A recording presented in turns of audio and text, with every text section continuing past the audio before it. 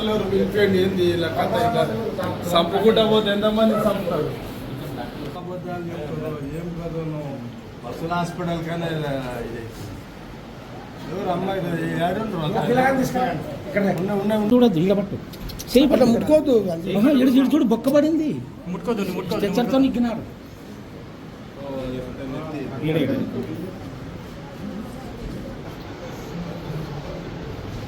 ఎవరు అమ్మ దీని కారణం ఎట్లా చంపుతే ఎంతమంది చంపుతారు ఎవరు డ్యూటీ డాక్టర్ ఎట్లా ఎవరు దీని బాధ్యత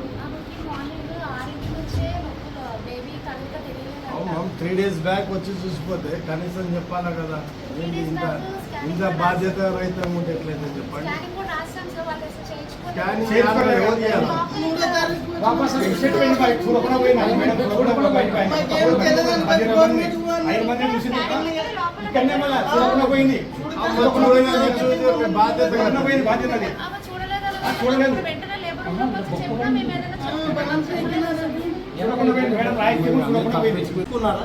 చచ్చిపోయిందంటే కూడా కనీసం ఎవరు నువ్వు ముందరే కలెక్టర్ ముందే చెప్పి పెట్టినావు కనీసం చచ్చిపోయింది ఏమి ఎవరెవరు బాధ్యత ఏమి వాళ్ళని కన్విన్స్ చేసినా చేసినారా పెద్ద ఆయన వచ్చినాడు నేను ఫాలో అప్ చేస్తున్నాను సార్ దగ్గర ఫాలో అప్ చేస్తున్నాను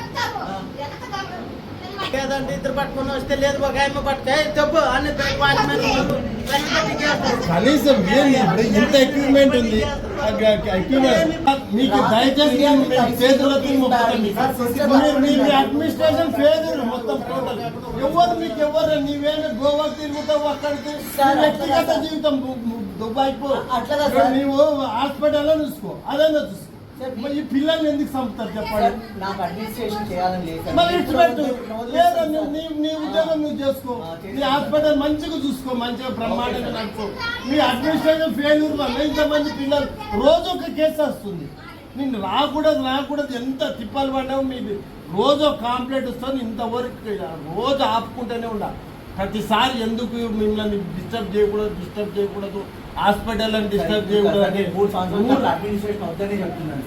ఏమో నేను ఎవరు మొక్కిస్తారా సార్ నిన్ను నీవే గొప్పోడవు నీవంతా నీ అంతా నువ్వు ఏడ చేస్తున్నావు నువ్వు ఉద్యోగం ఒకరోజు గోవా అంటావు ఒకరోజు ఆడంటావు నీవు ఉద్యోగం చేస్తున్నావు ఆడన్నా నీ వ్యక్తిగత గోవాకి పోవటం దుబాయ్కి పో మాకేం అర్థం నువ్వు ఇప్పుడు మీరు ఒక వృత్తిలో ఉన్నప్పుడు ఆ వృత్తిని గౌరవించే విధంగా ఉండాలా మీరు ఒక డాక్టర్లు ఏ రోజున ఒక కోట్ ఒక్కరని వేస్తారా డాక్టర్లు ఎట్లా ఉండాలా మీరు ఏదన్నా డాక్టర్లను ఐడెంటిఫై కూడా చేయలేని పరిస్థితి మేము కూడా మా వృత్తిలో మేము రాత్రి 12 గంటల కానీ మేము లేస్తాం మీ వృత్తిలో మీరు ఉండాలా చేస్తున్నారా నీ వృత్తిలో నువ్వేం గవర్నమెంట్ హాస్పిటల్ విడిచిపెట్టి ప్రైవేట్ హాస్పిటల్ చేసుకో నీ సొంతం అది మీ వ్యక్తిగతం నువ్వు గోవాకి తిరగకుంటే దుబాయ్ తిరిగి ఎక్కడ తిరిగి నీ వ్యక్తిగతం ఉన్నావు నీ అడ్మినిస్ట్రేషన్లో రోజు ఒకటి వస్తుందండి పిల్లలు దాంట్లో హాస్పిటల్లో బాగున్నారు ఫోటోలు పెడతారు ఎంత పెట్టినా మేము కంట్రోల్ చేసుకుంటూనే ఉన్నాం వద్దులేండి మిమ్మల్ని డిస్టర్బ్ చేయక చిన్న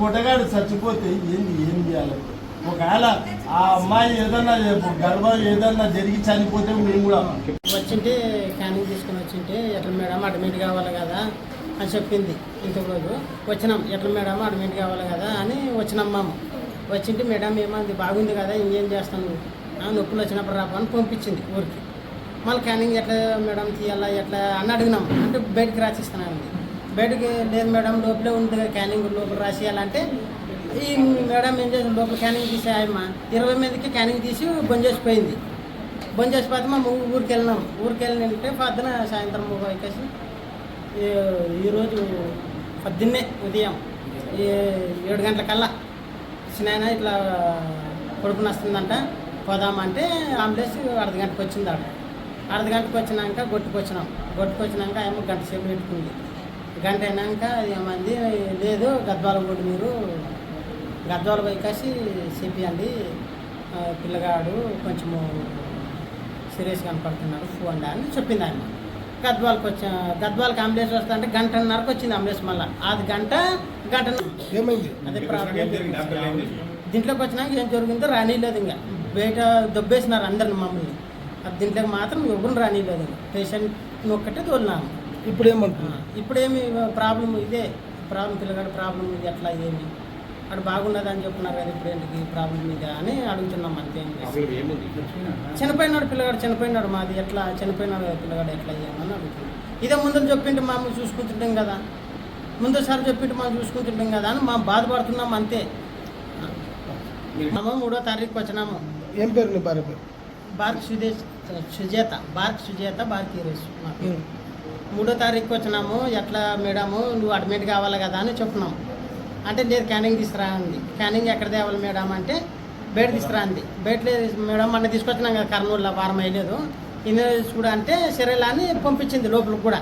పంపిస్తే లోపల మేడం తీలే పంపించింది. లేదు టైం అయిపోయింది పోండి మీరు అని బయటకి పంపించింది మమ్మల్ని. బయట పంపిస్తే మేము పోయినాము, ఇంకా ఊరికి పోయినాము. ఊరికి పోయే తర్వాత ఈ రోజు సాయంత్రం చిన్న పోదాం చిన్న అంటే కొడుకు నచ్చిందని చిన్నగా అంది. కొడుకు నచ్చిందంటే వచ్చినాము. ఇంకా ఈరోజు సాయంత్రం చెప్తే వచ్చినాము. ఏమైంది? కొడుకు చనిపోయినాడు. ఇప్పుడు మరి ఇప్పుడు ఏం చేయాలి? పిల్లగాడు చనిపోయినాడు. ఎట్లా చేయాలి? దానికి న్యాయం చెప్పాలా దానికి. ఇప్పుడు ఎట్లా